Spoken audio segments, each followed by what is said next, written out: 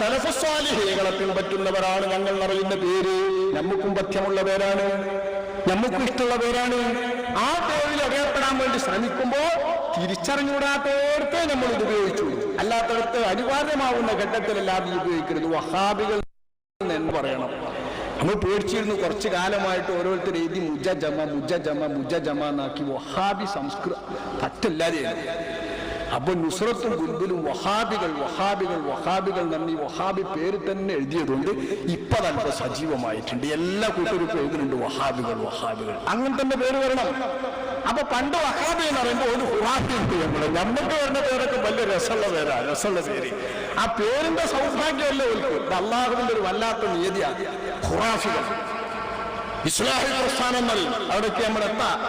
അത്തരത്തിലുള്ള പേരുകൾ വരുന്നവർ അവർ വിളിക്കുന്ന പേരിന്റെ പുറത്ത് നമ്മൾ നൽകുന്ന പേരെന്ത് നോക്കണം. അവരെ വഹാബികൾ. ഇത് ചീത്ത പേരല്ല. ഞാൻ പറഞ്ഞില്ല അതിന്റെ നില. മുഹമ്മദ് ബിൻ അബ്ദുൽ വഹാബ് എന്ന ആളുടെ പുതിയ ആശയത്തിലേക്ക് ചേർത്തപ്പോ മുഹമ്മദികൾ എന്ന് പറയേണ്ടതിന് പകരം റസൂലുള്ളാഹിന്റെ പേരിലേക്ക് ചേർക്കുമ്പോൾ അതൊരു തിരിച്ചറിവിന്റെ നാമമാകില്ല എന്നും അവർക്ക് ക്രെഡിറ്റായി അവർ മനസ്സിലാക്കുമെന്നും വന്നപ്പോ നമ്മൾ അതിനെ മുഹമ്മദ് ബിൻ അബ്ദുൽ വഹാബിന്റെ മുഹമ്മദ് പോയി അബ്ദുൽ വഹാബിന് ചേർത്ത് വഹാബികൾ എന്നാണ്. ഇത് ചീത്ത പറഞ്ഞല്ല. നമ്മൾ ചീത്ത ആരും പറയുന്നില്ല. തിരിച്ചറിവിന്റെ നാമം നൽകി.